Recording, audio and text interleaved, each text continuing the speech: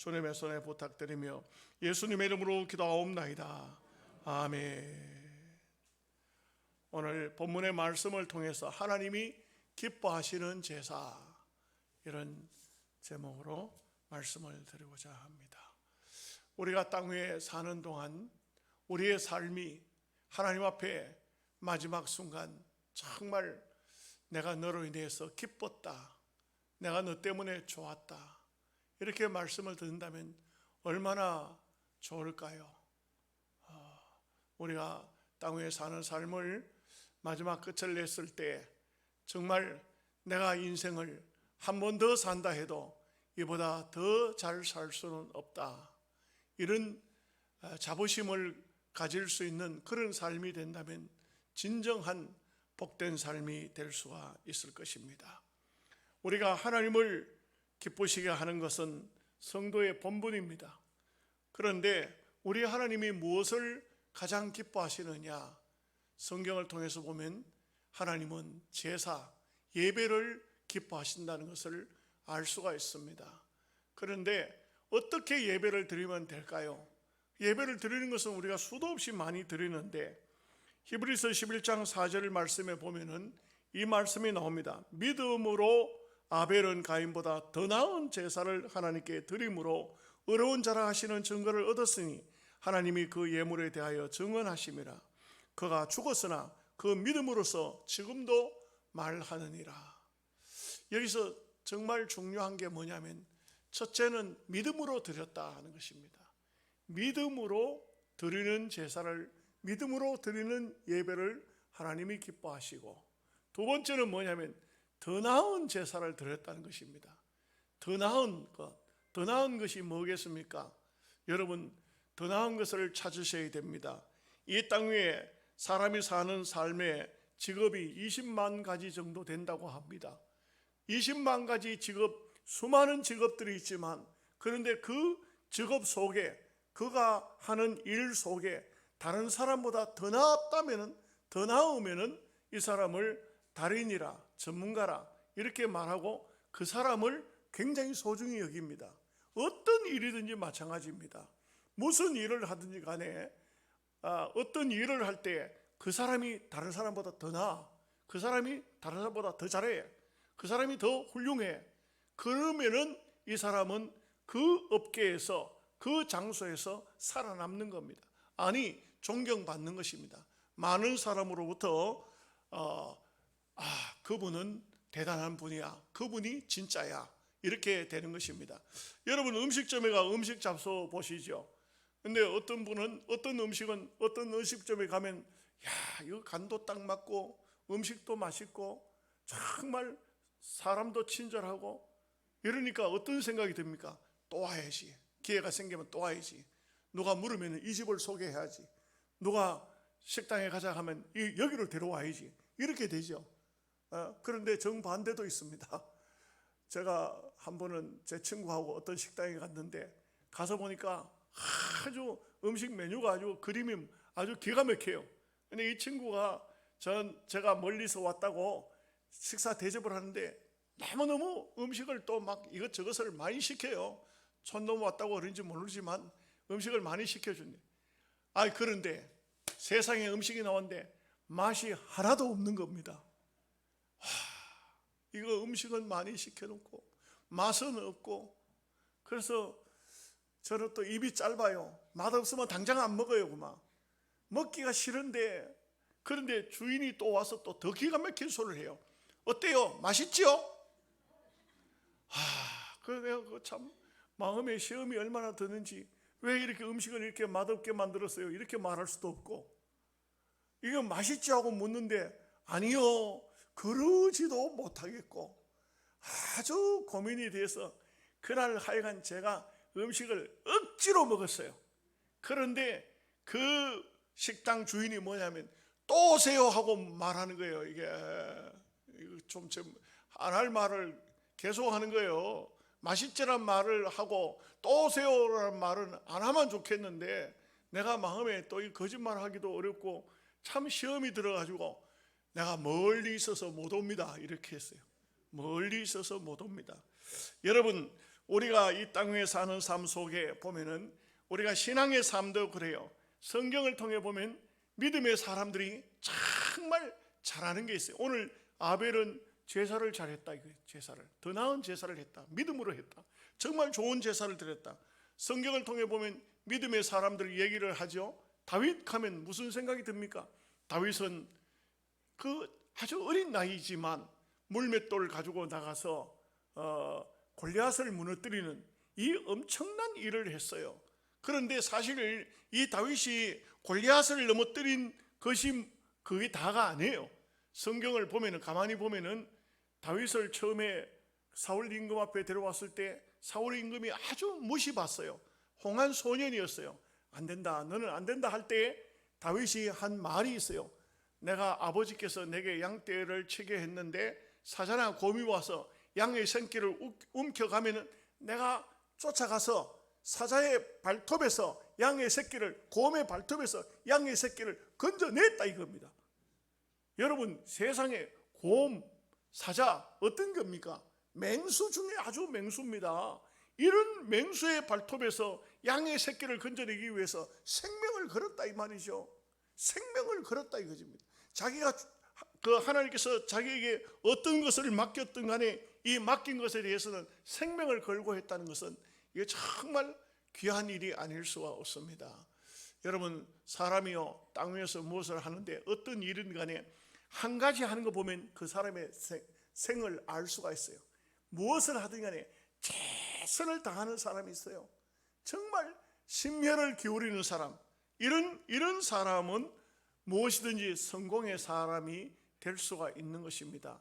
그래서 우리가 만 가지 잘할 수는 없잖아요. 만 가지를 잘할 수는 없어요. 그러나 한 가지는 분명하게 잘할 수 있는 것이 있습니다. 제가 언젠가 말씀을 드린 적이 있는 것 같은데요, 세계 기네스북에는 아주 특별한 사람들의 이름이 올라갑니다. 그런데 거기에 어떤 사람이 올려가 있느냐면, 어떤 사람도 있느냐 하면요, 이 사람이 뒤로 달리기 1등 하는 사람이에요. 세계에서 뒤로 달리기 하면은 제일 빠른 사람이에요. 근데 이 사람이 원래는요, 자기는 정말 하나님께서 자기한테는 주신 달란트가 아무것도 없는 것 같아요. 뭘 해도 잘 안 되는 겁니다. 그런데 어느 날 그 동네에 뒤로 달리기 대회가 생겼어요. 그런데 거기 나갔더니 이 사람이 얼마나 잘 달리는지 아무도 따라올 사람이 없는 거예요. 여러분, 참 희한하죠. 모든 것이 안 돼도 남들보다가 다른 달란트가 있다. 자기에게 주어져 있는 달란트가 있다. 이게 선천적이든 후천적이든 간에 이 달란트를 잘 활용한다는 것은 얼마나 귀한 일인지 모릅니다. 우리가 출애굽기 시대를 보면은요, 하나님께서 모세에게 성막을 짓는 양식을 말씀합니다. 성막을 이렇게 지어라. 그리고 성막 안에 기구들이 있죠. 뭐 거기는 법궤도 있고 또 무슨 물두멍도 있고 뭐 별별 게 다 있잖아요. 그 성경에 보면. 그런데 가만히 보면은요, 그게 함부로 그냥 만드는 게 아니에요. 참 어떻게 가로는 얼마큼 하고 세로는 어떻게 하고 속에는 뭘 집어넣고 밖에는 뭘 하고 이게 다 양식이 있어요. 근데 그 양식을 우리도 출애굽기를 말씀을 배웠지만 우리 보고 만들어 가면 만들어내겠습니까? 절대 못 만들 것 같아요.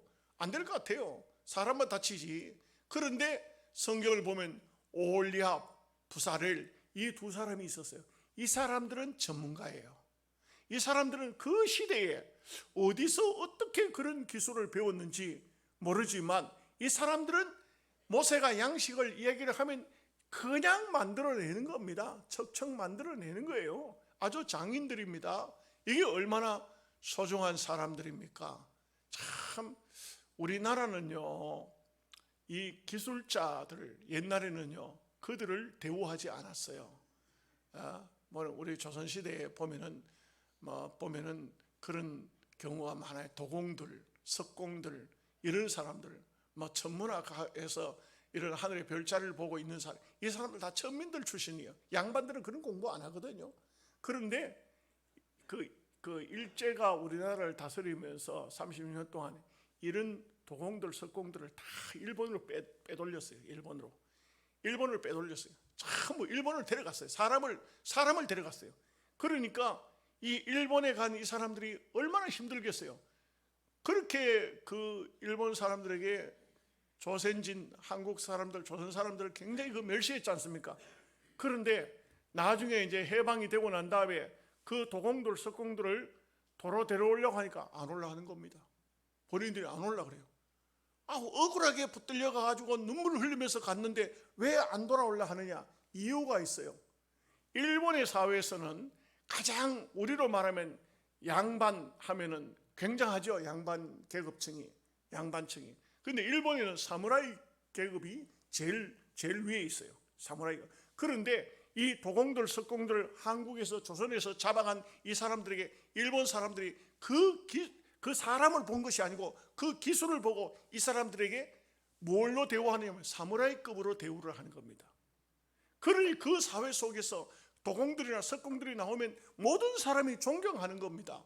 그러니 조선 땅에서는 그렇게 멸시와 천대를 받던 이 사람들이, 양반들에게 찌들려 살던 이 사람들이 가서는 기술자로 대우를 받으니까 나중에는 해방이 돼도 조선을 안 돌아오려고 하는 것입니다. 이게 참 나라의 특성이 좀 다르다. 기술자를 중히 여기니까 세계에서 가장 뛰어난 기술을 일본 사람들이 가지고 있어요. 우리 한국이 많은 것을 가지고 지금 예를 들어서 삼성전자, 현대전자 이런 것이 굉장히 그 참 세계적인 기업들이 되었습니다만은 사실상은 전부 일본에서 배워온 거죠. 일본 거의 일본에서 배워온 것이고, 일본 사람들이 결국은 뭔가 좀 계산이 좀 잘못됐죠. 여러 가지 그 이유가 많이 있더라고요. 그런데 여하간 일본에는 지금도 세계적인 기업들이 어마어마하게 많습니다. 숫자가 따질 수가 없을 정도로 많습니다. 왜냐하면 기술자를 중요하게 여기기 때문에 그렇습니다. 제가 지난 한 주간 일본 갔다 왔습니다만, 일본에서 만드는 것들을 가만히 보면은요, 거기는 굉장한 그 자기 가족들의 자부심이 있어요. 무슨 음식을 하나 만들어도 대학을 졸업하고 대학원을 졸업하고 박사가 돼도요, 자기 부모가 하던 직업으로 돌아와요. 그렇게 공부를 많이 했어도 자기 가정에서 그 전통적으로 내려오는 그것을 중히 여겨서 그걸로 돌아온다고요. 그 기술을 중요하게 여기는 나라이죠. 그래서 제가 말씀드리고자 하는 것은 뭐냐? 전문가가 되라 이거죠. 우리가 하나님 앞에 드리는 제사도 오늘 말씀 속에서 제가 드렸듯이 믿음으로, 또 한 가지는 더 나은 제사, 이것이 하나님이 기뻐하시는 제사더라 이 말이죠. 이 말씀 속에서 몇 가지를 말씀을 생각해 봅니다. 첫째 중요한 것이 있습니다. 더 나은 제사를 드리기 위해서, 믿음으로 드리는 제사를 드리기 위해서 제사만 더 잘 드리면 되는 거냐?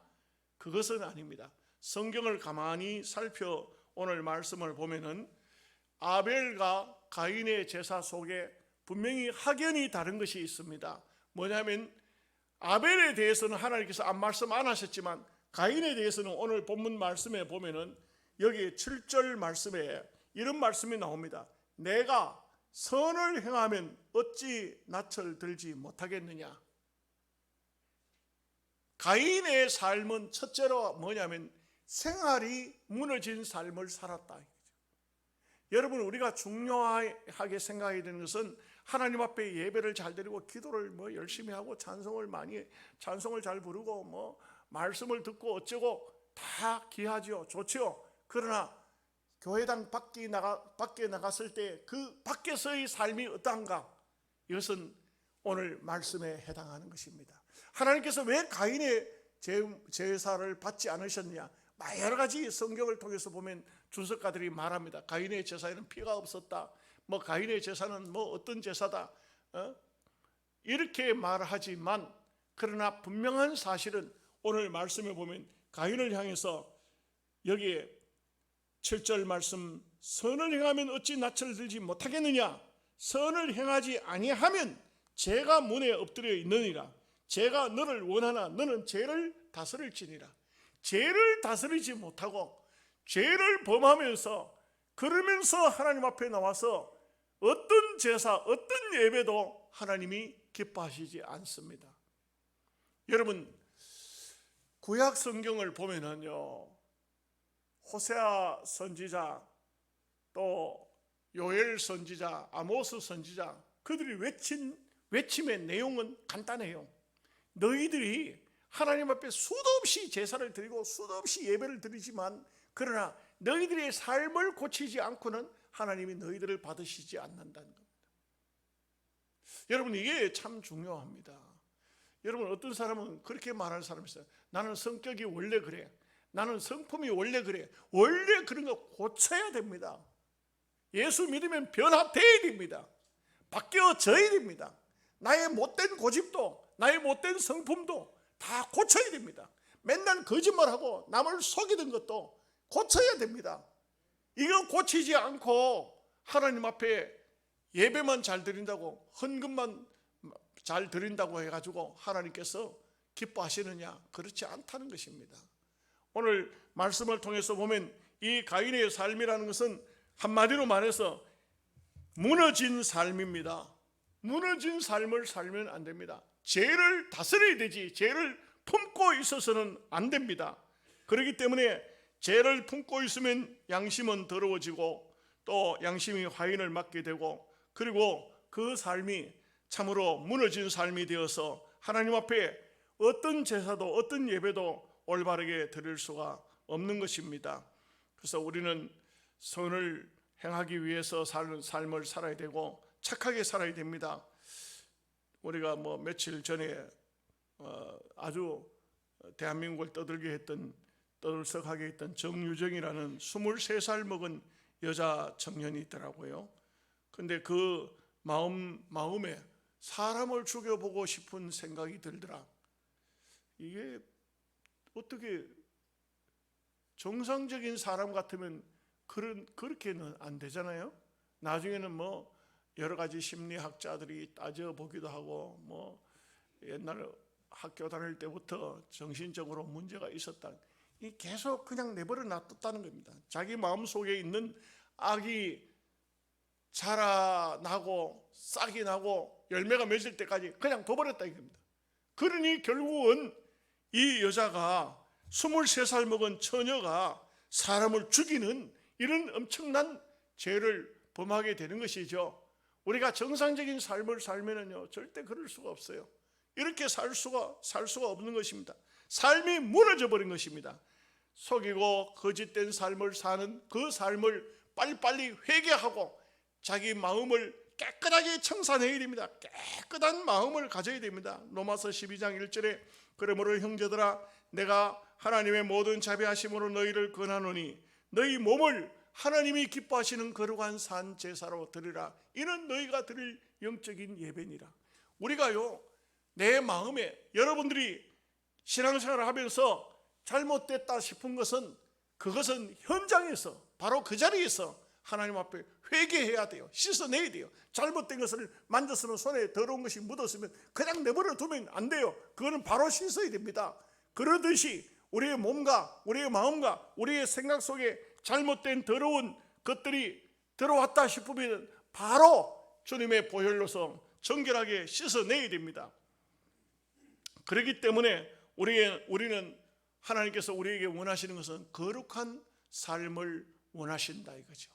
우리가 거룩한 삶을 원하시기 때문에 우리가 잘못된 생각이나 말이나 행동이 우리의 마음을 사로잡지 못하도록 해야 됩니다. 어제 제가 보니까 어떤 몇천 명, 2천 명이 넘는 단톡방이 있더라고요. 거기에 저를 불러 초청을 했어요. 그 단체 톡에 들어가서 이게 도대체 나를 초청한 사람이 누군가. 그래서 거기에 들어와 있는 사람들을 켜보니까 전부 모르는 사람이에요. 그 모르는 사람인데 나를 초청한 사람이 누군가. 그 초청한 사람도 들여다보니까 모르는 사람이에요. 근데 이분이 도대체 뭘 하는가 봤더니만 성경을 해석하는 것 같기도 하고 성경 구절도 많이 쓰고, 그래서 일단은 예수 믿는 사람인가 이래 싶어요. 쭉 살피는데 보니까 거기에 어떤 내용이 나오냐면, 그게 아주 목사를 향해서 쌍욕을 하는 그런 글이 그 사람을 통해서 돼 있어요. 그런데 누군가가 거기서 정명석이 하면서, 정명석이 이단이거든요. 정명석에게 속한 이놈 하면서 막 이렇게 말을 하더라고요. 그래서 그냥 나오면 되는데, 그냥 나오면 되는데, 이게 옛날 본성이 또 툭 튀어나온 것 같아요. 한마디 해야 되겠다고, 이 이단 놈의 사탄 놈의 새끼야 하면서 욕을 막 한바탕, 목사가 욕을 한바탕 해놓고 왜 나를 청했냐 하고 그렇게 해놓고 난 다음에, 그랬더니 또 내가 그냥 나온 게 아니고 거기서 쫓아냈어. 쫓겨나왔는데 나와가지고 하니까 멍한 거야. 내가 지금 뭘 하고 나온 거지? 여러분, 그래가지고요, 아유 내가 이거 또 죄를 지었구나. 그래서 하나님 앞에 기도하고 회개하고 그렇게 했어요. 한순간이지만 우리는 내가 원치 않는, 내하고는 아무 상관이 없는 그런 장소에 나도 모르게 거기에 들어갈 수도 있어요. 끌릴 수도 있어요. 어떤 경우에는 그런 경우가 많지 않습니까? 차 타고 차 몰고 가다가 보면요, 자기도 모르게 한다고. 어떤 목사님이 운전하고 장로님 옆에 타고 가시는데 어떤 사람이 차한테 탁 뛰어들어왔어요. 목사님은 그냥 깜짝 놀래가지고 브레이크를 탁 잡았는데 옆에 있던 장로님이 뭐라고 하냐면, 이놈의 새끼 싹 갈아뿔라. 아마 그 장로님은 순간적이지만 지금 목사님하고 차 타고 가는 것도 잊어버리고 자기 본성이 그런 것 같아. 화가 나니까 그냥 확 나온 말인데 목사님이 그냥 깜짝 놀래가지고, 어이구, 야, 장로님이 인자하시고 굉장히 훌륭한 장로님으로 알고 있었는데 어이구 깜짝이야, 싹 갈아버린다. 여러분, 인간의 본성이라는 것은 다 깊숙이에 죄가 들어있어요. 이 죄인이 들어있어요. 아담의 피가 흐르고 있다고요. 그렇기 때문에 우리는 날마다 씻지 않으면, 날마다 회개치 않으면, 나를 하나님 앞에 내놓고 늘 회개하고 정말 나를 바르게 잡아나가지 않으면, 자칫 잘못하면 우리가 그런 아주 더러워진 죄를 회개치 못하는 그런 상태에서 하나님 앞에 나와서 예배드리는 것은 가식적인 것입니다. 회개치 않으면 안 됩니다.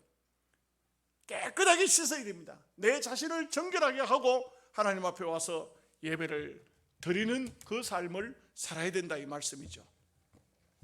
두 번째로 말씀드릴 것은 온 마음을 다해서 드리는 제사인 것입니다. 그래서 요한복음 4장 23절에서 24절 말씀에 보면은, 아버지께 참으로 예배하는 자들은 신령과 진정으로 예배할 때가 오나니 곧 이때라. 아버지께서 이렇게 자기에게 예배하는 자들을 찾으시느니라.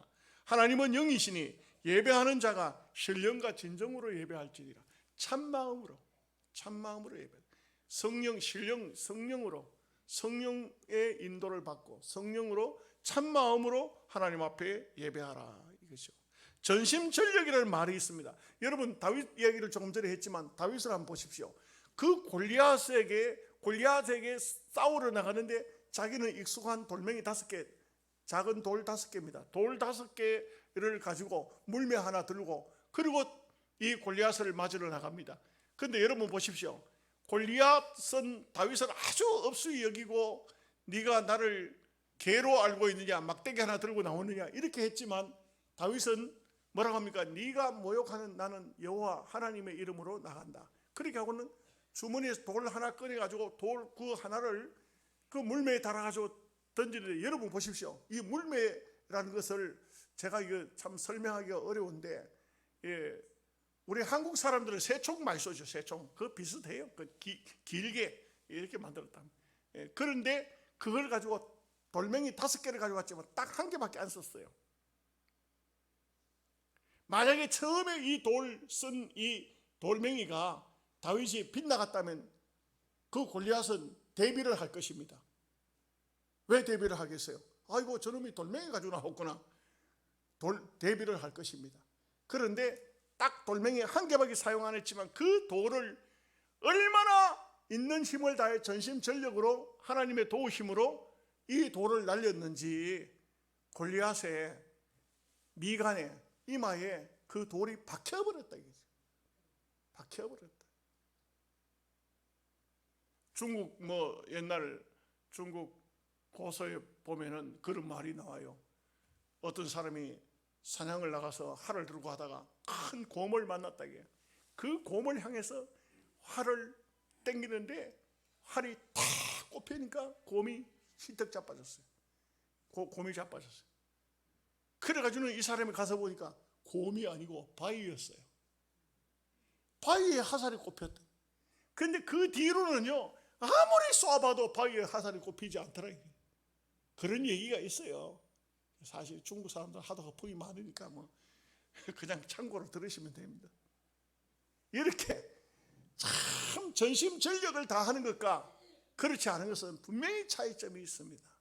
우리가 하나님 앞에 드리는 제사가 어떻게 됩니까? 전심전력을 다한다, 이런 뜻을 가지고 있는 것입니다. 러시아의 작곡가로 스트라빈스키라는 사람이 있습니다. 이분이 자기의 제자에게 곡을 하나 만들어 가지고 주었습니다. 이 제자가 좀 서툴렀던 것 같아요. 이 제자가 그 곡을 놓고 연습을 많이 했지만 안 되니까 하는 말이, 선생님, 이 곡은 너무 어려워서 도저히 안 됩니다. 내가 연주할 수가 없습니다. 그러니까 스트라빈스키가 하는 말이, 그래, 나도 이해한다. 그러나 최선을 다할 때에 그 곡이 절대로 폐기될 곡이 아니고 살아날 수가 있다. 이렇게 이제 유명한 말을 남겼다고 하는 것입니다. 우리는 최선을 다하는 삶이라는 것은 매우 중요합니다. 여러분, 에티오피아의 아베베라는 사람은 우리 거의 나이 드신 분은 모르는 분이 없습니다. 1960년 로마 올림픽에서 맨발로 달려서 마라톤에서 42.195km를 맨발로, 신발도 신지 않고 달려서 1등을 했습니다. 이게 얼마나 대단합니까? 그러고 난 다음에 그 다음에 도쿄 올림픽 때 이 사람은 운동화를 신고 나왔습니다. 그러니까 아마 맨발로 누구 코치도 해주는 사람도 없는데 혼자 달리기 연습을 했던 가난한 그 아프리카의 나라 에티오피아에서 이 사람이 도쿄올림픽에 다시 나왔는데 다시 금메달을 또 땄습니다. 그런데 이 아베베라는 사람이 그 금메달을 따고 고국으로 돌아와서 교통사고가 났는데 다리를 다쳐서 다리를 잘라버렸습니다. 그래서 모든 사람들이 그 황금의 다리를 잘랐구나. 그 참 로마 올림픽, 도쿄 올림픽 2번씩이나 금메달을 땄던 이 사람이 두 다리를 잘랐구나. 너무나 안타까워했습니다. 그런데 여러분, 놀랍게도 1970년 노르웨이 장애인 올림픽에 아베베가 또 나타난 것입니다. 이 사람은 장애인 올림픽에 나타나서 그래서 또 휠체어를 타고 또 달린 것입니다. 또 금메달을 땄습니다. 많은 사람들이 너무 신기해서 물었습니다. 어떻게 또 나와서 또 금메달을 땄냐고. 아베베가 하는 말이, 나는 그저 달릴 뿐입니다. 이렇게 아주 평범한 말을 했어요. 나는 그저 달릴 뿐입니다. 이게 그냥 그저 달렸었겠습니까? 최선을 다했을 것입니다. 여러분, 올림픽에서 금메달을 딴다. 세계에서 최고 아닙니까? 최선을 다해서 달린 것입니다. 이것이 바로 성공의 비결이라고 할 수 있죠. 우리가 무엇을 하든 간에 최선을 다하는 삶이 이와 같이 중요한 것입니다.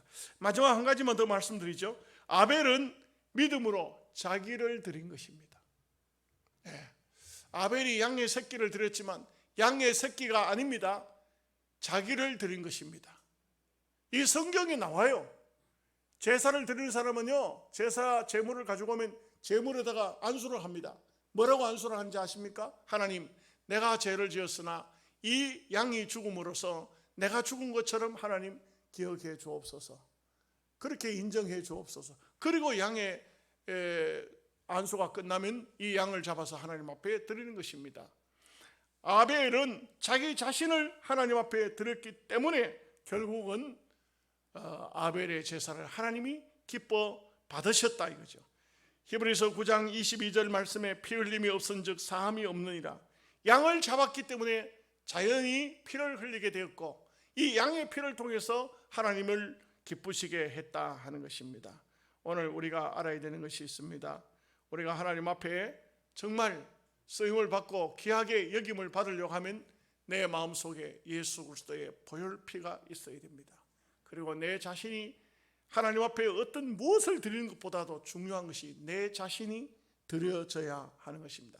너희 몸을 하나님이 기뻐하시는 거룩한 산제사로 드리라 했습니다. 우리는 우리 자신을 드리는 것입니다. 오직 예수 그리스도 한 분을 바르게 우리의 심령 속에 모시고 그리고 예수 그리스도를 통하여 사는 삶, 이 삶이 바로 하나님을 기쁘시게 하는 삶이 되는 것입니다.